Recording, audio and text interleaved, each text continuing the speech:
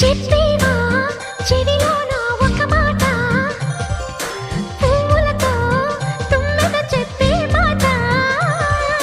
నీ చిరునవ్వు సాక్షిగా తాజ్ మహల్ నాదట, నీ పెదవంచు సాక్షిగా షాజహాను నేనట. నీ తీయని ప్రేమకి నా పెదవే నజరానా, నీ పైటకి నేనిక బానిసనే నెరజాడా.